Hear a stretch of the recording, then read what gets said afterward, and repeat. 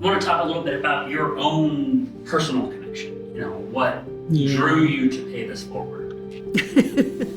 I started hearing probably in 2012 about psilocybin and other psychedelics for depression. I have had depression since probably my early teens is when I started having real symptoms of depression. It's been as bad as I realized I'd been in bed for 2 months and thought maybe I'm depressed. That's probably the worst it ever got, was I just really checked out of life. For the most of my life, I've managed it by spending so much energy on my depression. I had a light box that I would sit in front of, had a little light visor that just beamed green LEDs right into my brain. I've had little light earbuds that beam light into your brain through your eardrum. Those are pretty good. I recommend them. And I also made a device, a transcranial direct stimulation device. I'm not sure if that's right, but it was a little battery thing that I got the plans for on Reddit, and it would just shock my brain across 2 areas.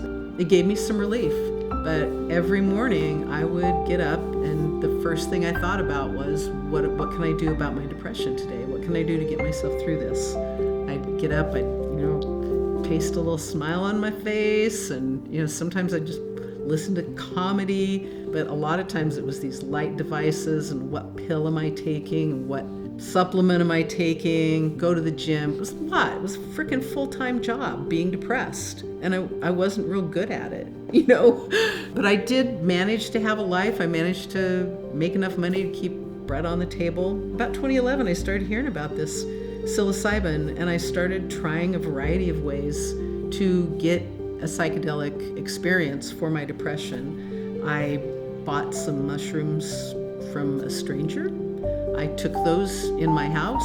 I was scared. I didn't have a very good experience with that. I asked a couple friends if they could facilitate for me. I knew that they had worked in some kind of trip sitting in college, and they were like, oh yeah, we can do it. And they sat there during my journey and talked about their own childhood sexual abuse history. And I was tripping and couldn't figure out how to make them stop. It was just like, this is not helping, but I didn't know what to do.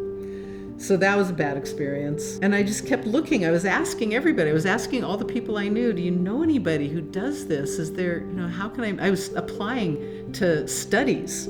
That sounded like a hopeful thing, apply to studies. Well, each one of those studies takes, 10 to 20 people. They're very small. They're very expensive. I was told by someone who does those studies that costs $25,000 to $50,000 per person to do those studies. That's why they're small. And finally, I met my partner, John, who you've already interviewed, and we started, our relationship started with talking about mushrooms. It was the first thing we talked about. Our first date, I had some microdoses. I gave him some microdoses. And then our second date, we went to see the Dosed movie together, which is about using psychedelics for addiction. And then this was January of 2020. We started thinking about how could we do a journey. We started, I don't even know where we found the mushrooms. We bought mushrooms from somebody, and I started doing a journey, and he would facilitate. He'd do the music, and we'd talk, setting, intentions. We were trying real hard to be good at it, but I just couldn't get liftoff. I did 4 grams, I did 5 grams, did 6 grams, didn't get liftoff, and finally I just said, I'm going to do 8 grams. I'm just going to do what I think is the maximum dose, and I used lemon juice with it to make it work faster. I drank it down, and I think it was 8 minutes later, I felt this rush.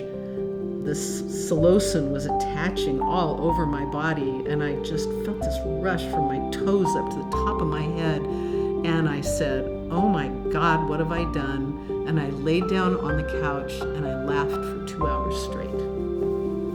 That apparently was what I needed, was to laugh for 2 hours straight. I had visions. It was just the most beautiful journey. The music was amazing. I would not use any of that music now. It was what we had and what we knew, and it worked really well. But there's so much better. And During the journey, I looked out the front window and there was a Douglas fir tree across the street. And what I saw, what I believe now I saw, was the spirit of that plant.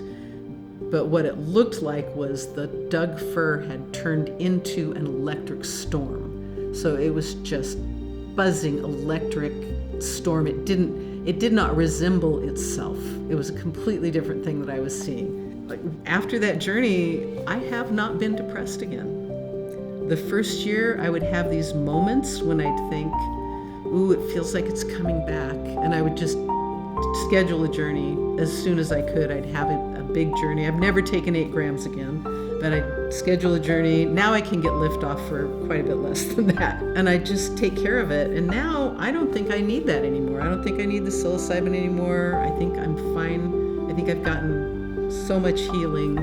That was 2020. And then, the state of Oregon, on our second date at the Dosed movie, we signed the petition to make psilocybin legal in Oregon. And then we just watched it. And it passed. And we just kept watching what was happening. We went to a lot of the state meetings online. And then at some point, the counties were deciding whether they would ban psilocybin. So we went to the Hood River County meeting and figured this is our chance. I'm thinking about being a facilitator. We'll get to meet the great people who are going to build a service center here in Hood River. And we got there and there was nobody there. I mean, nobody. There was the county commissioners, nobody else, us. And the county commissioners didn't have a clue what they needed to do or even think about. This was all new to them. So they were asking each other questions and not getting answers. And I finally said, hey, I can answer some of your questions. And they said, well, who are you? And I said, I know more than any of you. Probably not the nicest thing to say, but I said that. And then I sat down and they, I testified. They asked questions, I answered them. Well, this is great. This is great. We've done what we can to educate them. And as we were leaving, John and I just looked at each other and it was like, I think we're going to have to build a service center. It was like, we both had the same thought because there was nobody else to do it. And in the morning, I got up and opened Facebook and there is my testimony. Someone has grabbed it off the Zoom and put it on Facebook. And I'm outed to the whole community. Like I'm known in Hood River because I work with a lot of nonprofits. So I had a reputation that I had built here and was trying to protect. And all of a sudden, like everybody in Hood River knows I'm taking mushrooms on a regular basis and I want to do mushroom stuff here. And there was about 3 minutes where I was like, oh, this is gonna really hurt me. And then I just felt kind of relieved, I don't have to hide this anymore. I don't have to be somebody I'm not anymore.